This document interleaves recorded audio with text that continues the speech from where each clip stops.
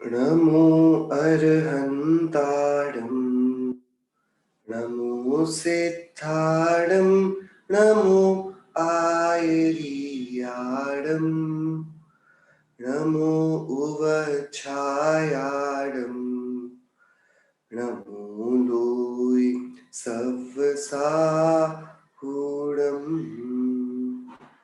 मंगलम भगवान वीरो मंगलम गौतमो गणी मंगलम कुंद कुंदात्यो जैन धर्मोस्तु मंगलम सर्वमंगल्य मंगल्यम सर्वकल्याणकारकम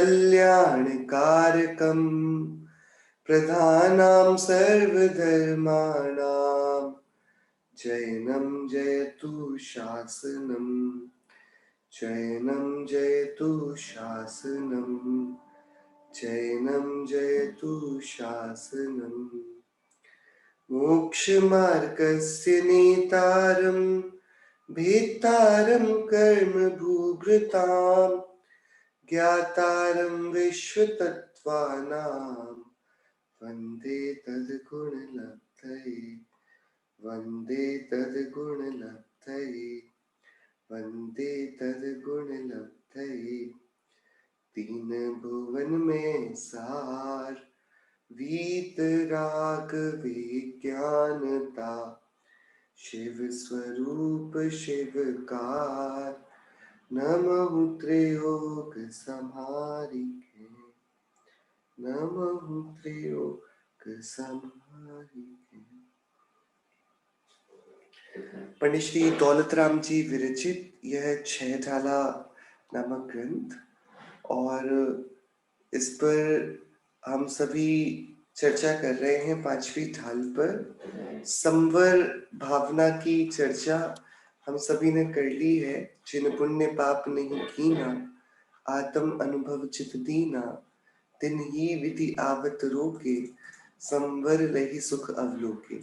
और फिर हम सभी ने निर्जरा भावना की चर्चा शुरू करी थी। निज काल पाए विधि झरना, तासो निज काज न सरना, तप करी जो कर्म खिपावे, सोई शिव सुख दरसावे। और हम सभी ने इसमें दो प्रकार की निर्जरा पर भी चर्चा करी थी। एक बार वापस मूल इसका जो पद्य है इसका अर्थ देखते हैं। निज काल पाय विधि झरना, विधि मतलब कर्म, कर्म पुंज।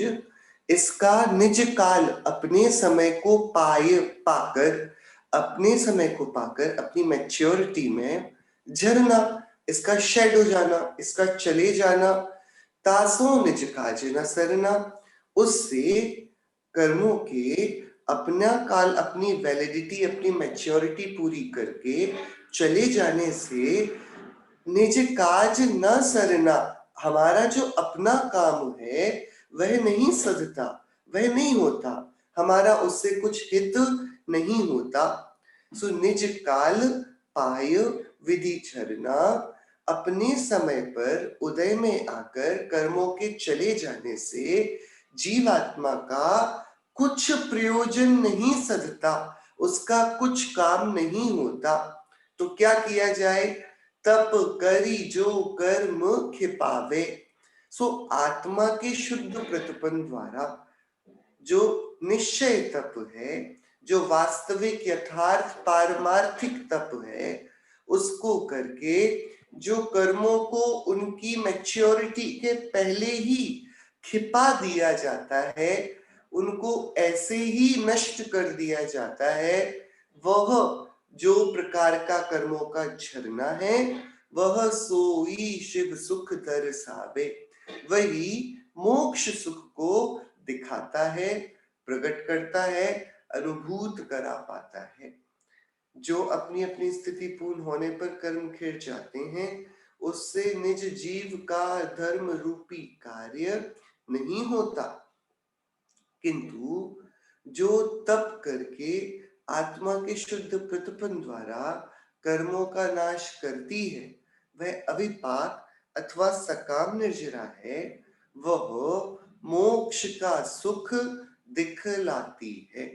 भावार्थ, अपनी अपनी स्थिति पूर्ण होने पर कर्मों का खिर जाना तो प्रति समय अज्ञानी को भी होता है। वह कहीं शुद्धि का कारण नहीं है, परंतु सम्यक दर्शन, ज्ञान, चारित्र द्वारा अर्थात आत्मा के शुद्ध प्रतिपन्न द्वारा जो कर्म खिर जाते हैं, वह अविपाक अथवा सकाम निर्जरा कहलाती है। तदनुसार शुद्धि की वृद्धि होते होते संपूर्ण निर्जरा होती है। तब जीव शिव सुख अर्थात सुख की पूर्णता रूप मोक्ष प्राप्त करता है। ऐसा जानता हुआ सम्यक दृष्टि जीव स्वद्रव्य के आलंबन द्वारा जो शुद्धि की वृद्धि करता है, यह निर्जरा भावना है। देखिए, 12 भावनाओं का जब चिंतन होता है तब धर्म ध्यान चल रहा होता है। तब नाना प्रकार से आज्ञा विचय, अपाय विचय, संस्थान विचय इत्यादि रूप से नाना प्रकार के विचारों को करके ये आत्मा, मुमुक्षु आत्मा अपने को मोक्ष मग में स्थापित करता है। सो अब जब एक बार शुद्ध स्वरूप का ज्ञान हुआ और शुद्ध स्वरूप का उसको वेदन हुआ, अब उसके अंदर व्यसन लग गया कि ये शुद्ध स्वरूप का जो वेदन है, इसमें निरंतरता कैसे प्राप्त, इसमें हम कैसे आगे बढ़े, इसमें शुद्धि की अभिवृद्धि निरंतर कैसे हो। उस शुद्धि की अभिवृद्धि के लिए चाहिए स्वरूप में व्यापार, स्वरूप में प्रतिपन्न, बारंबार अपने स्वरूप में ही विचरण करना। ये जो विचरण स्वरूप में किया जाता है, इससे जो कर्म का पूरा साम्राज्य है ना, कर्माण शरीर में कर्म की पूरी सत्ता की हुई है, इस सत्ता पर बहुत बड़ा भूचाल आता है, वो कंपन होता है। जिस समय वो आत्मदृष्टि कर्म थर थर कांपते हैं, भाव की एकाग्रता लग छोड़ खुद ही भागते हैं कि स्वरूप में प्रतिपन्न के चलते कर्मों का अपनी सत्ता में बहुत गहन भूचाल आता है और वे खिरने लगते हैं। उस समय गुण श्रेणी निर्जरा होती है, उस समय कर्मों का आकर जल जाना होता है और वही निर्जरा कहलाती है अविपाक निर्जरा या सकाम निर्जरा। अविपाक कहो या सकाम कहो, एक ही बात है। निर्जरा मूलतः 4 प्रकार से देखी जाती है। पहले 2 प्रकार यदि 2 भेद करें हम, तो अविपाक और सविपाक। तो ये जो पहली पंक्ति है, इसमें ये जो निर्जरा की परिभाषा है, ये सविपाक, निज काल पाए विधि झरना, इसे सविपाक निर्जरा कहते हैं। मतलब अपना समय पूरा होने पर कर्मों का उदय में आकर खिर जाना। जैसे कि पेड़ पर आम्र फल लगे, अब वे कब पकेंगे कि बहुत समय है, वे अपने आप को पकने में बहुत समय लेते हैं, सो वे अपने समय पर पकेंगे। ये हुआ सविपाक, फलों का पकना, अपनी ऋतु पर अपने काल पर फलों का पक जाना। लेकिन एक दूसरी विधि भी है, फलों को जब वे कच्चे ही हों तब उनको तोड़ लिया जावे और फिर उनको नाना विधि से, नाना यत्न से जल्दी पका दिया जावे, कृत्रिम रूप से। ऐसे कृत्रिम रूप से समय से पहले पका देना, इसको बोलते हैं अविपाक। बिना पके, बिना काल के उनको बाहर कर देना, वह कार्य पूरा कर देना उस समय के पहले। सो तप करी जो कर्म खिपावे, इसको बोलते हैं अविपाक निर्जरा। बिफोर देयर मैच्योरिटी हम कर्मों को अलग कर देते हैं आत्मा से, और ये इसका पेस बहुत बड़ा है। इसको बोलते गुण श्रेणी निर्जरा। कैसे कर्मों का खिरना होता है कि बार बार बार बार उनका दुगना दुगना मल्टीप्लाइड होकर कर्मों का खिरना होता है। निरंतर आत्मा के पास बहुत सारे कर्म हैं, वे फिर भी यदि आत्मा अपने अंदर अंतर मुहूर्त के लिए ध्यान की अग्नि जलाए, तो वे समस्त प्रकार के कर्म अंतर मुहूर्त में जलाए जा सकते हैं। वो किसका चमत्कार है? वो चमत्कार है निर्जरा का। कौन सी निर्जरा का? अविपाक निर्जरा का। जो अकाम और सकाम निर्जरा के भेद पढ़ते हैं, तो सकाम निर्जरा तो यही है, विल शक्ति पूर्वक। काम मतलब हम सामान्यतः इच्छा मानते हैं, सकाम यानी कि इच्छा पूर्वक, और अकाम मतलब बिना इच्छा के। तो कई बार हम परिस्थिति में फंस जाते हैं, हमने सोचा नहीं था कि हम इस परिस्थिति को जीतने की कोशिश करेंगे, पर हम फंस गए और हमने थोड़ा अभ्यास किया है, और थोड़ा उस समय कषायों की तीव्रता का उदय नहीं होता, तो हम मंद कषाय में रहकर उस पाप के उदय को सहन करते हैं। तो अब कर्म को हटाने का तो हमारा कोई पहले से कुछ हमने षड्यंत्र बनाया नहीं था, हमने कोई योजना बनाई नहीं थी, परिस्थितिवश हमको अब वह करना पड़ा। ये परिस्थितिवश जो कर्मों का हम यकायक ही खपाना कर देते हैं, उसको बोलते हैं अकाम। वह बिना इच्छा के, हमने थोड़ी सोचा था कि हम कर्मों का दहन करेंगे, वो तो परिस्थिति ऐसी बनी और उस समय कषायों की उत्पत्ति नहीं हुई, तो इस जीव ने पाप का कुछ संक्रमण किया, कुछ उदीर्णा कर ली। इस प्रकार पाप के उदय से वो रहित हुआ थोड़ा, वो कहलाती है अकाम निर्जरा।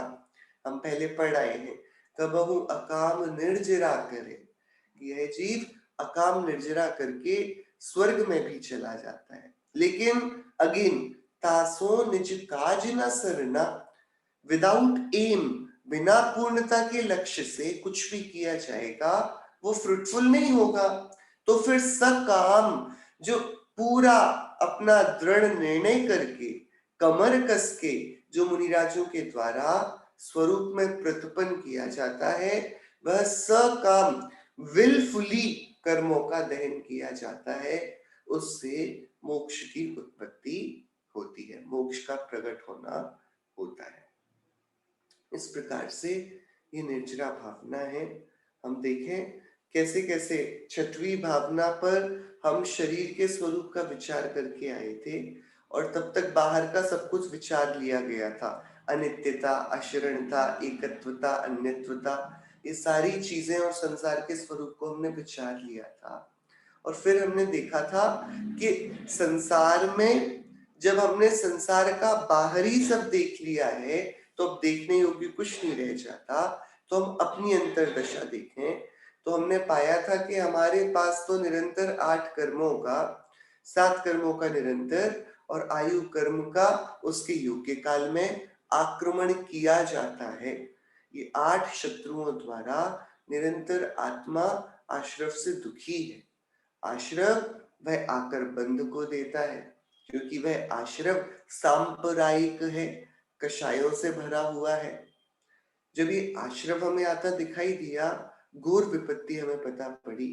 हम बीच समुद्र में हैं और हमारे जहाज में पानी घुसने लगा है। यदि अभी अविलंब कुछ ना किया गया और देर कर दी गई, हम थोड़ी देर में अपने को इस समुद्र के गर्त में पाएंगे, तल में पाएंगे, डूब जाएंगे, मरण को प्राप्त होंगे। तो तुरंत जागृति आई और हमने क्या किया, हमने सोचा कि इस पानी को पहले अंदर आने से रोकना चाहिए।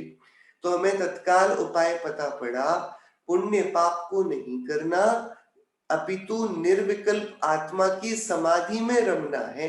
चैतन्य की भावना, भेद विज्ञान और चैतन्य का आश्रय, उसके अंदर बैठ जाना है। ऐसे करके इस आश्रफ को रोककर बंध की कथा को भी थोड़ी देर के लिए विश्राम दिया जा सकता है।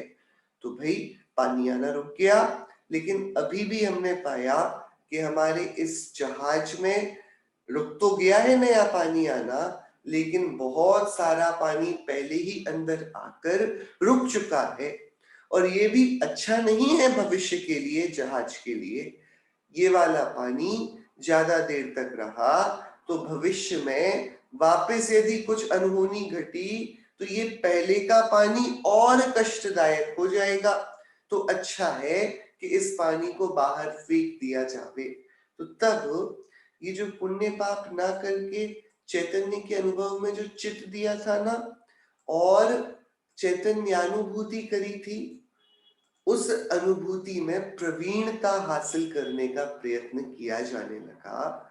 स्वरूप में कैसे बहुत काल के लिए ठहरा जाया जा सके, हमेशा के लिए, चिरकाल के लिए स्वरूप समाधि लगाई जा सके, जिस कारण जो कर्म सत्ता में हो उन कर्मों का भी दहन किया जा सके, ऐसा निर्जरा भावना का विचार वे मुनिराज करके मेरे कब ऐसा चैतन्य स्वरूप में अनादि सादि अनंत काल के लिए विहार हो पाएगा, रमण उसमें ही हमारा स्थिति बन पाएगी और रही है अनंतानंत काल यथा जथा शिव परिणय। जैसा अभी चैतन्य स्वरूप की समाधि में लीन हूँ, ऐसा हमेशा के लिए उसी में ही बैठा रहूं, ऐसा बनाव कब बनेगा? ऐसी भावना निर्जरा भावना के अंतर्गत मुनिराज वे भाते हैं। निर्जरा भावना से संबंधित कोई प्रश्न?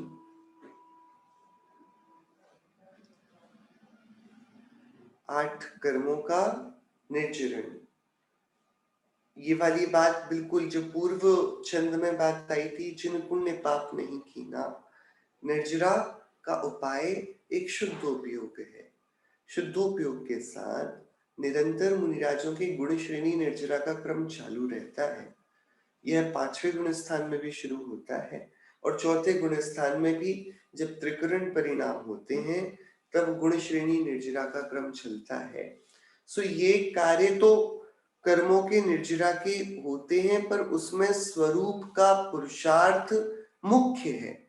बिना चैतन्य स्वरूप के आनंद के रस का पान किए कर्मों को हिलाना संभवता ही नहीं, ये पॉसिबिलिटी ही नहीं बनती कि कोई कर्मों को नष्ट भी कर पाए। प्रभु जी, आवश्यक है। हाँ बताइए। तो जैसे आपने बताया कि निर्जरा भावना 5वें गुण स्थान से स्टार्ट होती है, तो संवर भावना अब चौथे चौथे से स्टार्ट होगी। नहीं, चौथे में भी निर्जरा स्टार्ट होती है। जो गुण श्रेणी निर्जरा की निरंतरता है, जो कॉन्स्टेंटली कर्मों का निकल जाना है, वो बराबर। छद्मस्थ जीवों के निचली भूमिका में जैसे चौथा और 5वां गुण स्थान है, इसमें तो इतनी तीव्रता से नहीं चलती, लेकिन मुनिराजों की इनकी अतिशयता होती है। जो मुनिराज शुद्धोपयोगवंत हैं, 6वें 7वें गुण स्थान में जिनका निरंतर आना जाना होता है, उन मुनिराज के इसकी बहुत अतिशयता होती है। हाँ, आपका क्या प्रश्न था चौथे में? तो कैसा? तो जो भी संवर भावना स्टार्ट होती है वो चौथे से ही स्टार्ट होती है, राइट? हमारे गुण स्थान में मिथ्यात्व में संवर भावना नहीं होती, राइट? आई मीन मतलब सब 12 भावनाओं का चिंतन भावना के स्तर पर तो हम सभी कोई भी कर सकते हैं, बराबर है। बराबर। लेकिन जो उसका कर्म को रोकने रूप कार्य है, वह वाला देखिए, कर्म की दशाएं हैं ना नाना प्रकार से, उदय, उपशम, क्षय, क्षयोपशम, उदीर्णा, अपकर्षण, उत्कर्षण, ये इत्यादि प्रकार की। तो ये तो जीव अलग अलग अपने अपने पुरुषार्थ से कर्मों को अपने समय पर खिलाने का, उससे समय के पूर्व खिलाने का या संक्रमित कर देने का, उसकी स्थिति को घटाने का, स्थिति को बढ़ाने का कार्य अपने परिणामों से करता है। इन सब का पूरा कारोमदार ये हमारे परिणामों पर निश्चित रखते हैं, निश्चय करता है, ठीक है। तो हम ये बोलें कि संवर चतुर्थ गुण स्थान से शुरू होता है अथवा निर्जरा 5वें गुण स्थान से शुरू होती है, तो नहीं, हम निर्जरा की तो बात ऐसी कर ही नहीं सकते, क्योंकि एक इंद्रिय से लेके पंचेंद्रिय जीव पर्यंत निर्जरा सभी जीवों के कही गई है, प्रति समय कही गई है। हाँ, वो कौन सी निर्जरा है कि वो काम की निर्जरा नहीं है, वो सविपाक निर्जरा है। जो काम की निर्जरा है वह स्वरूप के आश्रय से ज्ञानी जीवों को प्रकट होती है, और ऐसे ही पुण्य पाप का न किया जाना, ऐसा सम्यक शुद्धोपयोग रूप संवर भी ज्ञानी जीव के होता है।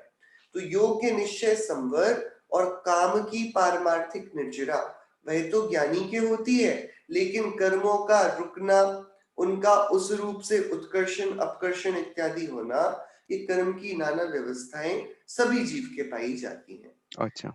देखिए, निर्जरा का सामान्य सिर्फ इतना सा डेफिनेशन है कि पूर्वबद्ध कर्मों का झड़ जाना। इतना है सिर्फ कि कर्म जो सत्ता में बने हैं उनका झड़ जाना।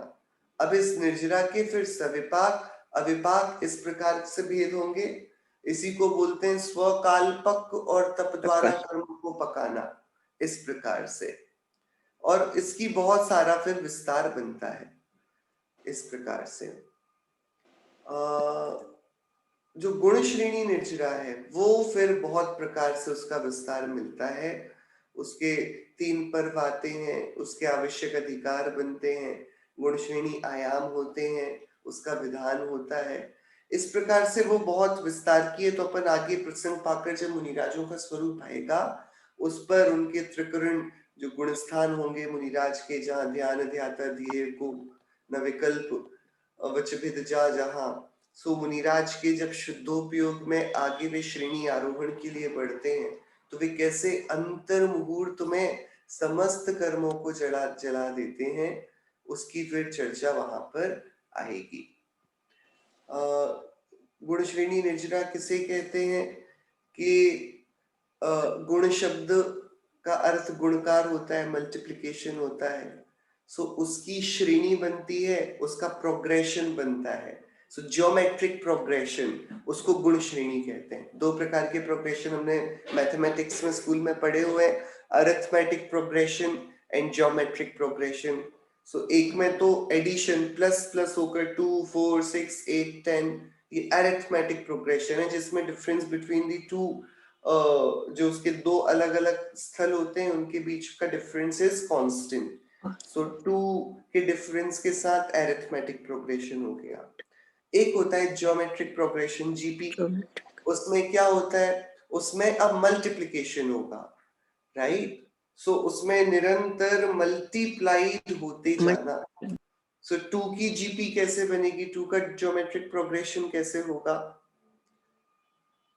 2 फिर 2 का स्क्वायर हो जाएगा 4, फिर उसका स्क्वायर हो जाएगा 16, ऐसे करते करते जो जो आ रहा है उसका हम ज्योमेट्रिक प्रोग्रेशन करेंगे, उसका मल्टीप्लिकेशन परस्पर में करते जाएंगे। ऐसे ही कर्मों का प्रति समय निर्जरित होना होता है। किस रीति से होता है कि हर बार वे ज्योमेट्रिक प्रोग्रेशन से जाते हैं। तो पिछली बार जितने कर्मों की निर्जरा हुई थी उसके नेक्स्ट समय में उसके मल्टीप्लिकेशन से उतने ज्यादा कर्मों की निर्जरा होगी। तो उत्तरोत्तर कर्मों की निर्जरा का जो क्या बोलते हैं क्वांटिटी है, वो क्वांटिटी बहुत बढ़ती जाती है। और इस कारण ही पॉसिबल हो पाता है कि अंतर मुहूर्त में सारे कर्मों को जला दिया जाए, नष्ट कर उदीर्णा उनका उदय में आकर उनको नष्ट कर दिया जाए। इस प्रकार से ये नाना प्रकार से कर्मों के नष्ट करने के विधान होते हैं। कर्णानुयोग के ये बहुत विशिष्ट विषय हैं। और जब भी हम लब्धिसार आदि ग्रंथों के अभ्यास करते हैं तो उनमें ये सारे इन गुण श्रेणी के आयाम के यंत्र बनते हैं, उसका स्वरूप आता है। इस प्रकार बहुत सारा इसमें स्वरूप बनता है। बट हम वो 6वीं ढाल में उसको देखेंगे जब मुनिराज गुणस्थान आदि आरोहण करेंगे, तब हम उस पर थोड़ी चर्चा विस्तार से करेंगे। बात इतनी है कि मुनिराज जो निर्जरा कर रहे हैं ना, एक सरल सा प्रश्न है, बराबर एकदम जस्ट विचार के लिए हमारे। मुनिराज को जो तप होता है वह तप वे किस हेतु से करते हैं, किस उद्यम से करते हैं? तप करते हैं ना, वे तपस्या करते हैं। तप करने के पीछे उनका क्या उद्यम है, क्या कारण है, क्या प्रयोजन है?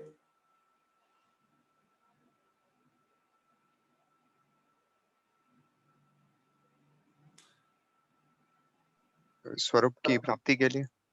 हाँ, स्वरूप की प्राप्ति के लिए।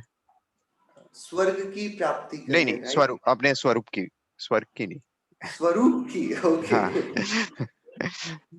स्वरूप की प्राप्ति करें तो क्या गृहस्थ को स्वरूप की प्राप्ति नहीं होती है, चतुर्थ गुण स्थान वर्ती, पंचम गुण स्थान वर्ती गृहस्थ को। जंगल जाकर नग्न होकर तप करने में क्या अर्थ है?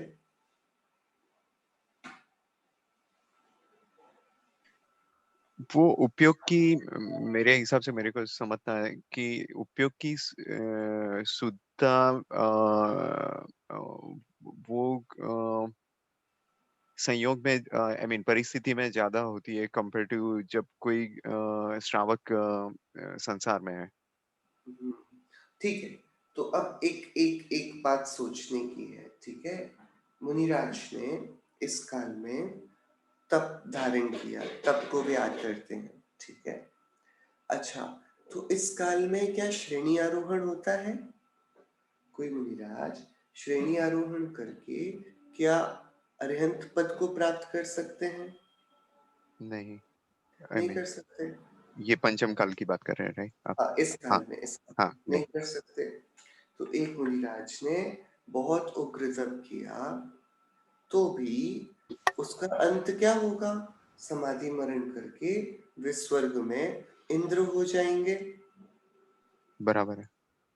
तो जितने तप उन्होंने अभी चढ़ाए थे, कर्म चढ़ाए थे, उनको तो वापस स्वर्ग में जाके रीगेन कर लिया जाएगा ना? हाँ, नहीं, स्वर्ग में जाकर। हाँ, वो परिस्थिति, अब पुण्य का फल मिल जाएगा, पर उसमें जुड़ना नहीं जुड़ना, वो अरे उन पे लेकिन स्वर्ग में तो जुड़ना नहीं जुड़ना कैसे होगा? वहां तो शुद्धोपयोग की निरंतरता बनेगी नहीं। चौथा गुण स्थान है, बराबर है। बराबर। तो फिर वो वाली निर्जरा तो बनेगी नहीं ना। बराबर है। तो फिर जितनी मेहनत हुई वो अगेन जाकर जीरो नहीं हो जाएगी? ये मेरा क्वेश्चन है। सब रीसेट नहीं हो जाएगा?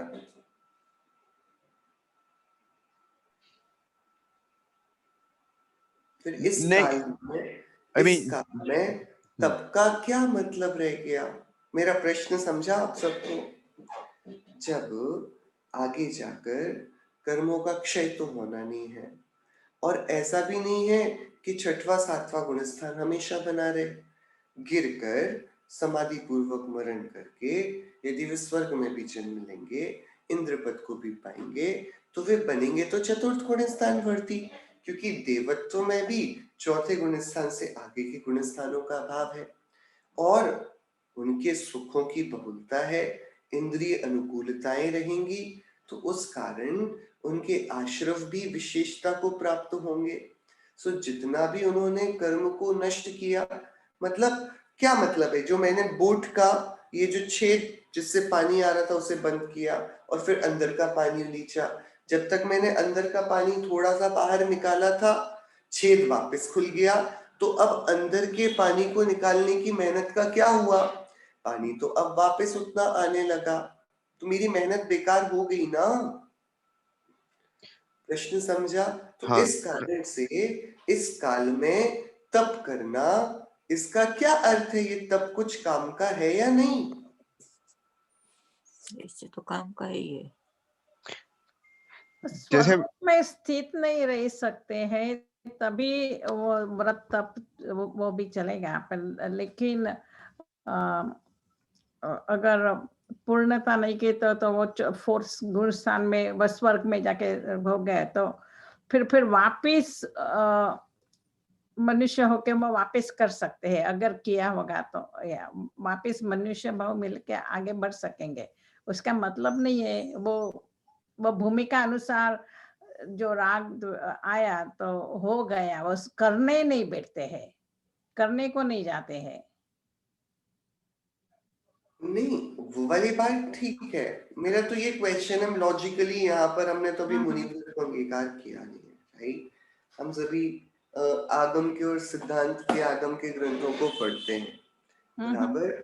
उन ग्रंथों में हमको पता पड़ता है कि इस काल में तो संभव ही नहीं है कोई मोक्ष जाएगा। तो तत्काल, और यदि हम देखें कि जो निर्जरा होगी, सो कोई निर्जरा भी करेंगे मुनिराज छठवें सातवें गुणस्थान में उत्कृष्ट तप को आदर के, तो उसके फलस्वरूप वे स्वर्ग में उत्पन्न होंगे, क्योंकि मोक्ष तो विकल्प ही नहीं है। मुनिराज सभी कहाँ जाएंगे?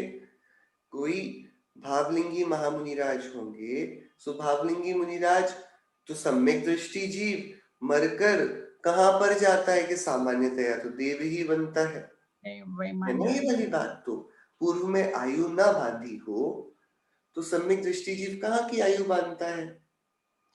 पर स्वर्ग की। क्रमबद्ध पर में जैसा होगा वैसा ही होगा, तो उसको भी वो बदल नहीं सकेंगे। तो इस काल में हम और आप डिसाइड करें, जिन्होंने दीक्षा ले ली, जो तप करते हैं वो तो ठीक है करते हैं, लेकिन अभी आपने और हमने तो लिया नहीं कुछ ऐसा। तो अब हम एक बात लॉजिकली रैशनली सोचें, क्या इस काल में वर्तमान में तप करना कुछ काम का भी है, कुछ प्रयोजन भी साधता है? क्योंकि एंड रिजल्ट तो वापस वही सब किया कराया एक हो जाने वाला है। अनु मैं ऐसे सोच रहा था अनुभव जी कि जैसे जो भावलिंगी मुनिराज हैं जो तप आराधना करते हैं, तो वो सर्वार्थ सिद्धि के देव जो होते हैं कि वहां जाके भी वो पुण्य के फल में जो चीजें प्राप्त हो रही है उसमें उलझने के बदले पूरा समय तत्व चर्चा में अपने उपयोग में उसमें लगाते हैं। तो वो नए कर्मों का बंध वहां पे फिर से नहीं होगा कि जो पुण्य के फल में ये सब मिला है, तो उसमें नहीं जुड़ने पर उनको वही नेक्स्ट मनुष्य भाव में ऐसी परिस्थिति मिलेगी जिससे उनका मोक्ष नजदीक आए। तो वो ही सबसे सोच रहा था। वो तो पुण्य तो फल, स्वर्ग में जाएंगे तो पुण्य का तो फल मिलेगा। वो उसमें तो कोई शंका है ही नहीं। वो जैसा होगा, पर ये इसका मतलब नहीं है कि अपना पुरुषार्थ बंद कर दे। अच्छा, नहीं मतलब रैशनली थिंकिंग एक जस्ट एज अ थॉट है, क्योंकि एक्चुअल में बहुत क्या बोले, कई लोग ऐसी प्ररूपणा करने लगते हैं कि भाई तप का क्या अर्थ है इस काल में, इस काल में इसलिए तप को नहीं करना चाहिए। ऐसा भी कुछ लोगों के मन में विचार आ जाते हैं। सो इसके लिए एक for the sake of argument, for the sake of एक डायलॉग हम यहाँ पर चर्चा कर रहे हैं कि यदि कोई मुनिराज तप करते भी हैं तो तप से उनको क्या फल है? क्योंकि कल को जाकर तो उनको वापस रिसेट हो ही जाना है ना स्वर्ग में जाकर। जितने भी कर्मों को खिपाया जावे, पर यदि उसका आश्रव चालू हो जाएगा वापस, तो वो किया कराया सब एक हो जाने वाला है। और तब तो वो अपने निर्विकल्प दशा के जाने के लिए ही करते हैं ना। तो अगर वो अपने उसमें हो जाएंगे तो फिर वो केवल ज्ञान भी ले सकते हैं। बिल्कुल बिल्कुल नहीं, तो अभी इस काल में ले सकते हैं? इस काल में तो नहीं ले सकते, पाठ में आने में। ओके, तो वही तो वो इस काल में अस्थिर, फिर क्या करना है? वो करना नहीं करना उनका वो होता ही नहीं है। वो सहज ही उनका तो हो जाता है। वो क्योंकि भूमिका अनुसार तीन कसाई की तो चौकड़ी तो है ही। तो वो सहज, वो करने का भाव नहीं कि मैं करता हूँ। जैसे अभी मैंने किया होता तो, और मैंने आज उपवास किया, तो वो मैं पना नहीं है उनको, वो स्वामित्व नहीं है, जो बोलते हैं ना, जो होता है वो हो जाता है। मे बी अनुभव जी वो जैसे आता है ना कि भावना बातें या तो संस्कार की बात आती है कि भावना ये भाई है कि मेरे को ये भले ही नहीं हो रहा है पर मेरे को एंड में अपने आत्मा को ही पाना है। तो भले स्वर्ग में वाया स्वर्ग होके जाना पड़े, पर वो भावना के फल में मनुष्य पना लेके फिर से वो काल में जन्म लेके मोक्ष जाएंगे। तो उसका मीनिंग नहीं है कि ऐसा नहीं है कि भले ही पंचम काल है तो हम लोग ना करें, बिकॉज जैसा आप बता रहे हैं कि एंड रिजल्ट में तो वो रीसेट हो जाएगा करके। लेकिन उनको तो शुद्धि की वृद्धि ही करनी है ना, और लक्ष्य तो वही है ना।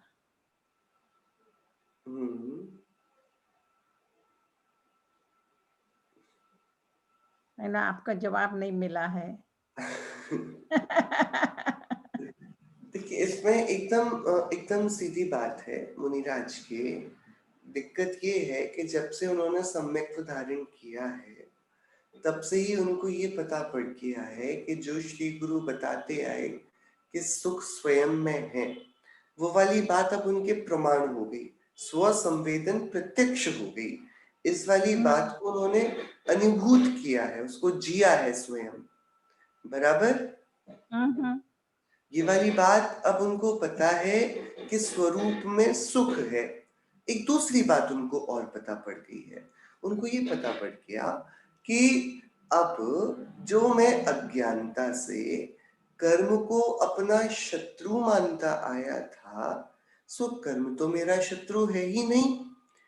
कर्म मुझे सुखी नहीं करता, कर्म मुझे दुखी नहीं करता, तो कर्म के होने न होने से मेरा क्या जाता है? ये श्रद्धान अब उनके अंतरंग में प्रकट हुआ है। स्वाधीन वृत्ति है ना, स्वाधीन मुनिजनों को, स्वाधीन ज्ञानियों को कर्म ये कभी बांध नहीं पाता। बांध नहीं पाता मतलब कि कितने ही भले प्रकार के कर्म का उदय क्यों ना हो, वे कर्म के उदय से अपने आप को देखना छोड़ चुके हैं। सो भीषण पाप के उदय में वे दुखी नहीं होते और विपुल पुण्य सामग्री के मिलने पर भी वे गाफिल नहीं होते, अपने को सुखी नहीं मानते, क्योंकि उनकी संसार शरीर और भोगों के प्रति उदासीन वृत्ति अब जाग गई है। तो हम अब थोड़ा यहाँ पर दृष्टिकोण बदलेंगे मुनिराज।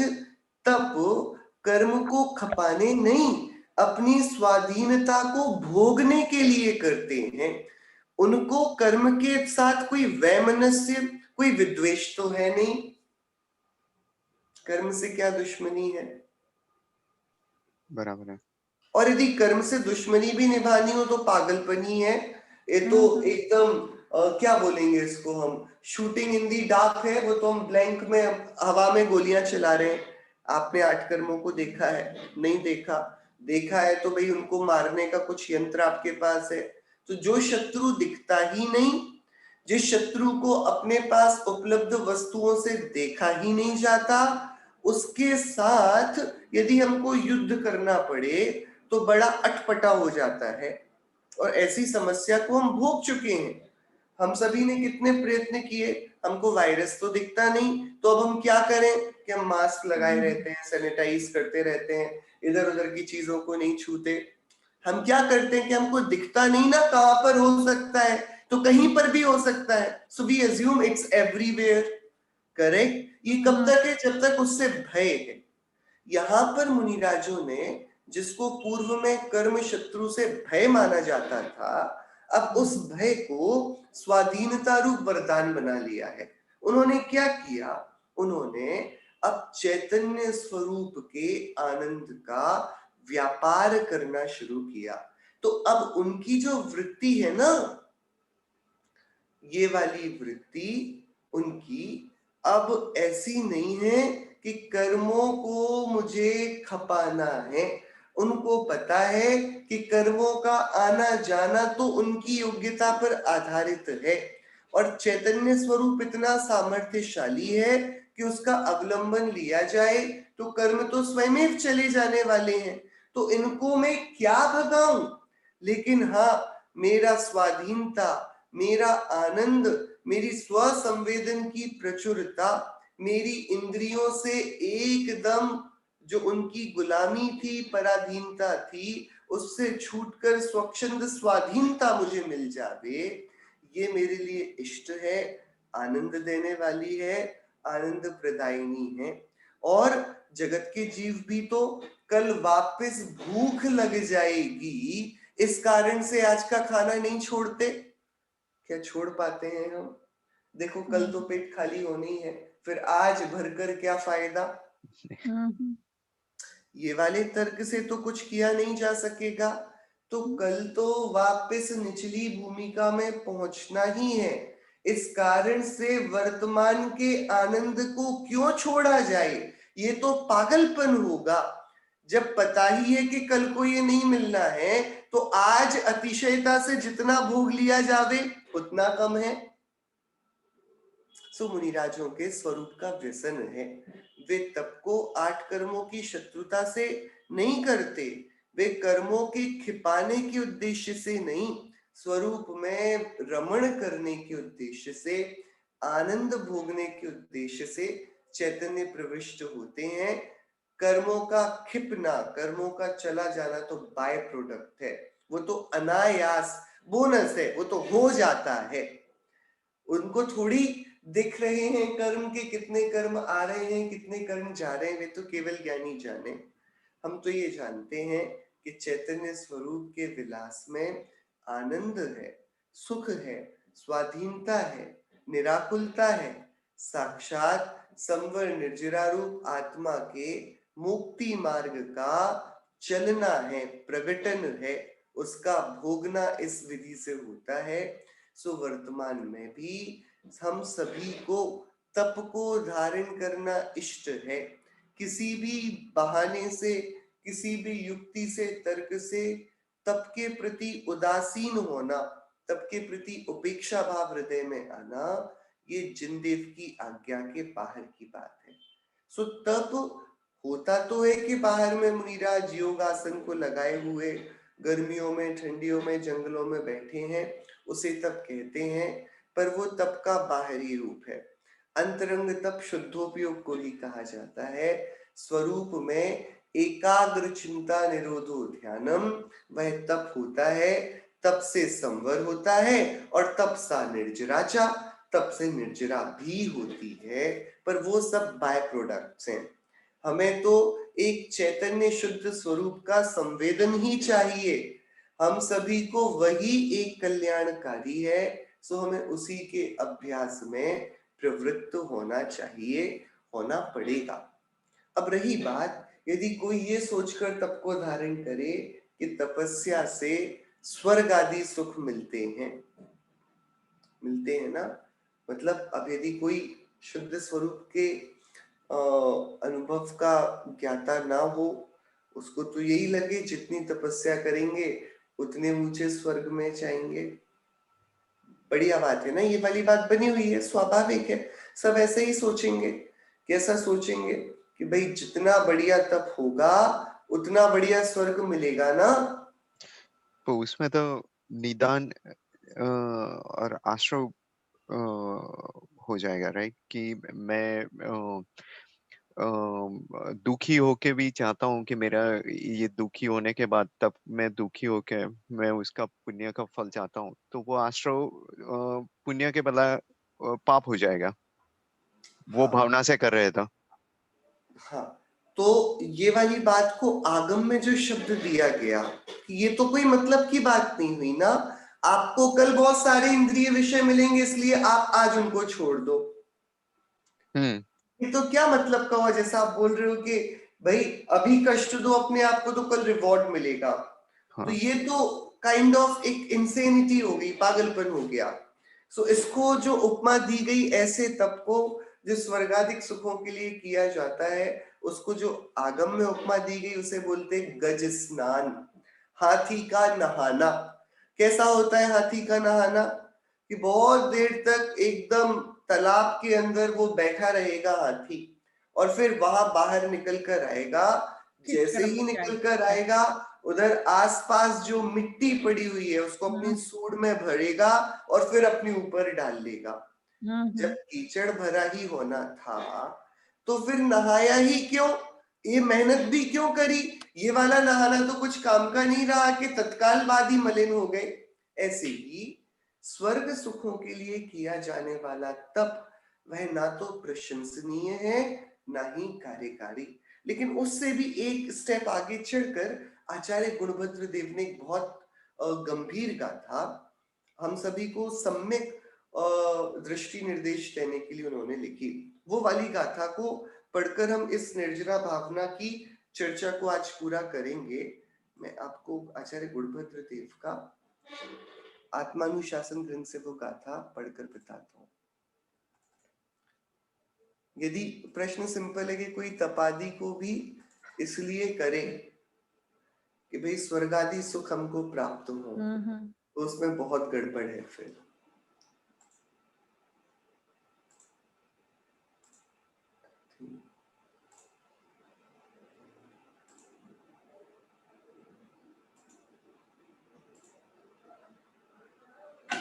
ये है न सुखानुभवात् पापम पापम तद्धेतुघातकारं भात् न जीर्णं मिष्टान्नान्ननु तन्मात्राद्यतिक्रमणात्। पाप नहीं सुख भोग मात्र से, धर्म घात से होता पाप। नहीं अजीर्ण मिष्टान्न ग्रहण से, अति भोजन से अपने आप। देखिए प्रसंग थोड़ा इसमें आउट ऑफ कॉन्टेक्स्ट हमको लगेगा। यहाँ प्रश्न है कि विषय सुख को भोगते हुए प्राणियों को पाप का उपार्जन होता है, अतः उन्हें धर्म कैसे होगा? इस प्रश्न का उत्तर आचार्य देव दे रहे हैं। हमारे लिए वो प्रश्न हमने थोड़ा ट्वीक किया हुआ है।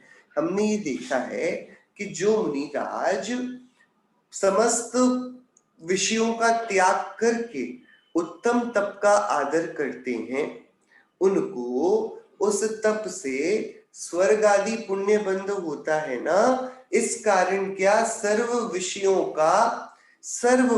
का त्याग किया जाना चाहिए? क्या स्वर्ग के लिए मुनि दीक्षा ली जानी चाहिए?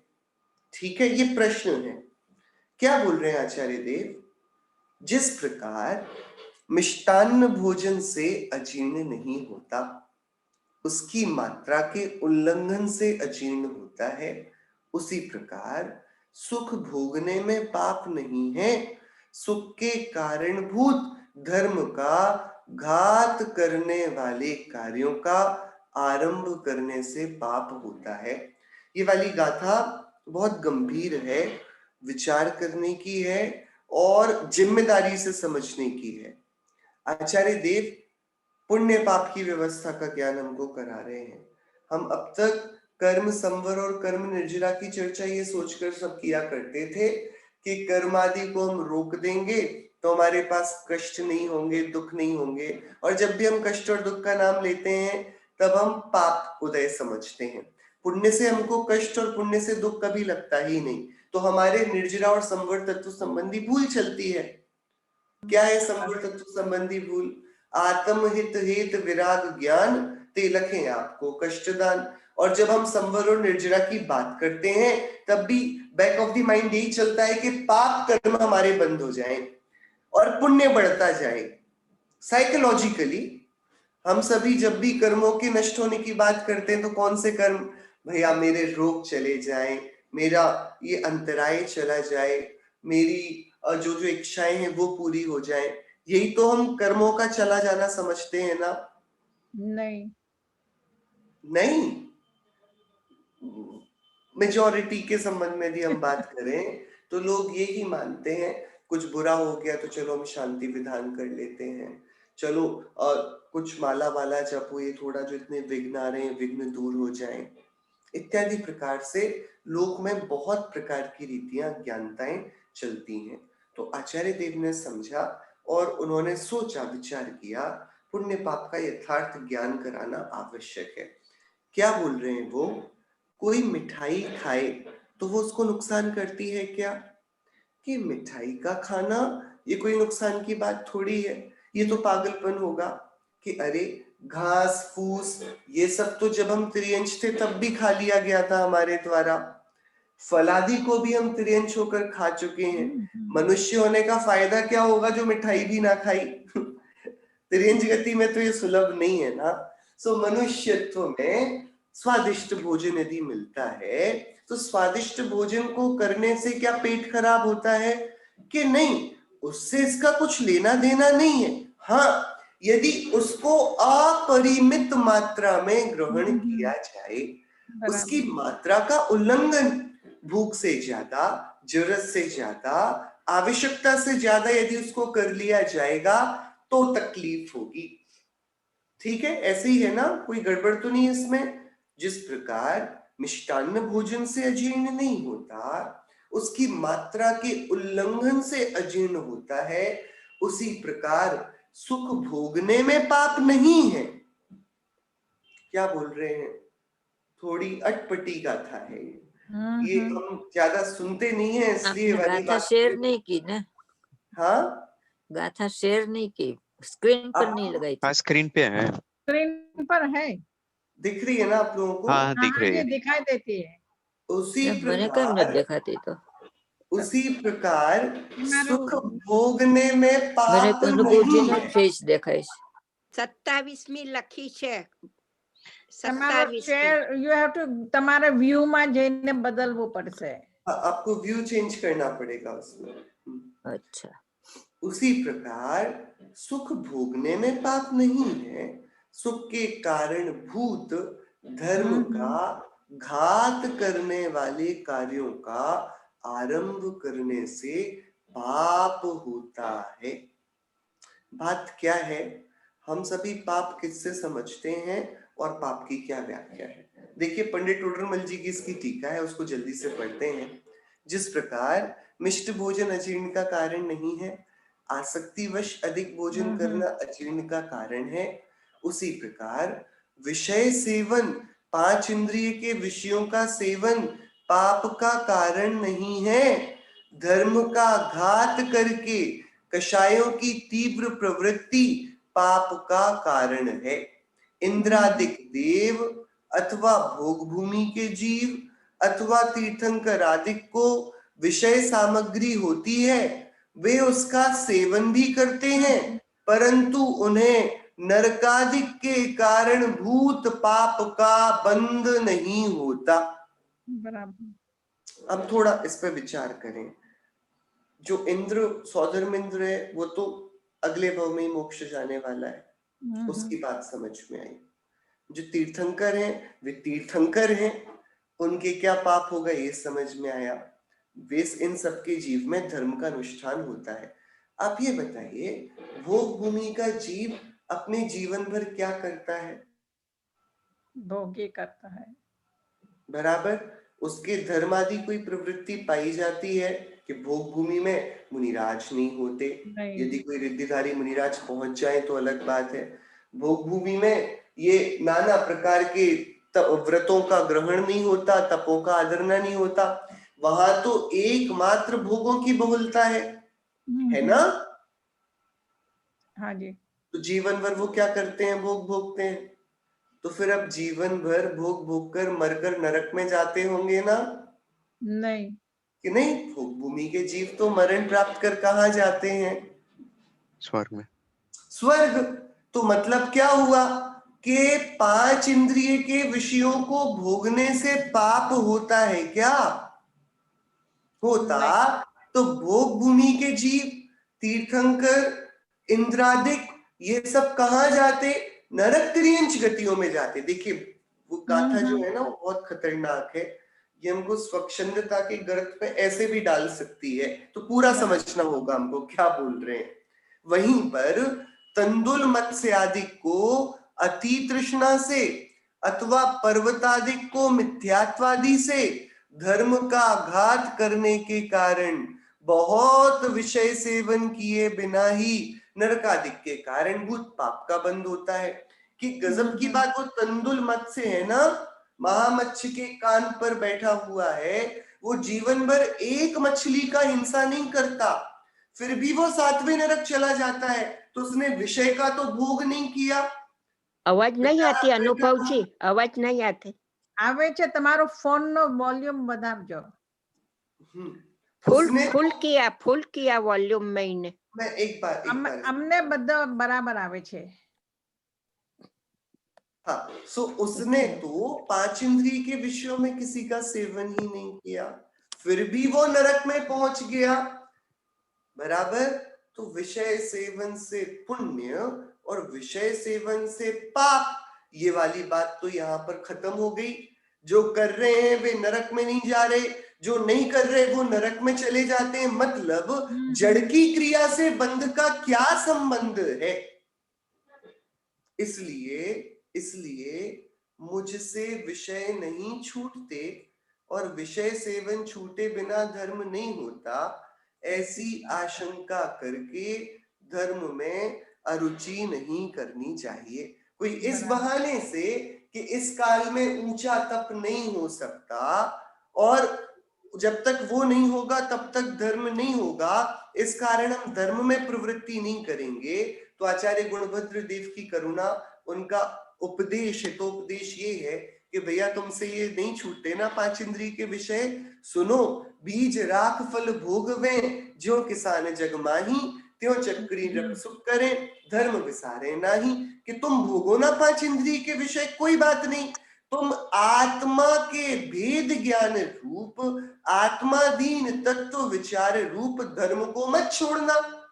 और फिर तुम्हें जैसे चक्रवर्ती आदि आत्म स्वरूप के जानकार होकर धर्म को धारण करते हैं, वैसे खूब धर्म करो। तब तत्काल पंडित टोडरमल जी ने प्रश्न उठाया, यदि ऐसा है तो विषयों को छोड़कर मुनि पद क्यों ग्रहण किया जाता है? और यही प्रश्न मैंने आपसे किया था, इस काल में कोई मुनि पद ग्रहण करता है तो क्यों करे? मुनि पद से तो अभी इस काल में कुछ लब्धि होती नहीं, मुनियों का पद क्यों धारण करना है? इससे बहुत पुण्य होगा, धर्म होगा। क्या टोडरमल जी का उत्तर क्या है? बहुत गंभीर है। वो तो मोक्ष नरक की चाहना है त्रियंच उनको। नरक त्रियंच आदि गतियों के बंध के कारणभूत पाप का अभाव तो गृहस्थ अवस्था में ही धर्म साधन करने से हो जाता है। भैया स्वर्ग जाने के लिए यदि तुम मुनिराज बने हो तो सुनो, स्वर्ग जाने का काम तो गृहस्थ घर बैठे भी हो जाएगा। नहीं, स्वर्ग जाने के लिए कोई मुनि बनने की आवश्यकता है क्या भैया? जब त्रियंच गति के जीव स्वर्गवासी हो जाते हैं, स्वर्ग चले जाते हैं, सामान्य से मनुष्य भी एक एक नियम को धारण कर स्वर्ग चले जाते हैं, तो कोई स्वर्ग जाने के लिए तप को धारण करेगा क्या? क्या बोलते पंडित टोडरमल जी? नरक त्रियंच आदि गतियों के बंध के कारणभूत जो पाप है ना, उनका अभाव तो गृहस्थ अवस्था में ही तत्व विचार करने से हो जाता है। परंतु यह धर्म साधन स्वर्ग आदि का साक्षात और मोक्ष का परंपरा से कारण है। इसलिए कोई जीव धर्म वृद्धि करके साक्षात अभी ही त्वरित मोक्ष को साधना चाहते हैं, वे समस्त विषयों को छोड़कर मुनि पद अंगीकार करते हैं। मुनि दशा पूर्णता की उपलब्धि का वह एक उपक्रम है जो इंद्रिय सुख के लिए नहीं किया जाता। यही वाली बात यहाँ पर निर्जरा भावना पर मुनिराज यहाँ समझकर इसको आदरते हैं। ये जो तप है ना, ये कहना कि कर्म को खिपाने के लिए है, व्यवहार है। शिव सुख की प्राप्ति का उद्यम, चैतन्य स्वरूप की विरमण, उसमें रमणता, ये तप का उद्देश्य है और इसके लिए निर्जरा करना इष्ट है। निर्जरा के संबंध में ये विचार करना कि कर्म इससे ज्यादा करेंगे या इससे, ये इष्ट नहीं है। स्वरूप की भावना बढ़ाना ये उसका उद्देश्य है। इस पर अभी अपना समय बहुत हो गया है, अब थोड़ी चर्चा इस गाथा पर और करेंगे। आप लोग इसको गलत ग्रहण नहीं करिएगा, हम थोड़ी सी चर्चा इस संदर्भ में अगली कक्षा में करेंगे और इसके बाद अगली हम भावना की ओर बढ़ेंगे। हम सभी को सम्यक तप की उपलब्धि होकर सम्यक निर्जरा प्रकट हो, इसी मंगल भावना से जिनवाणी स्तुति। निज निधि निज में बताई यह अनंत उपकार है, उसके लिए चिन्हवाणी माँ को वंदना शत बार है। उसके लिए चिन्हवाणी माँ को वंदना शत बार। नो वाणी।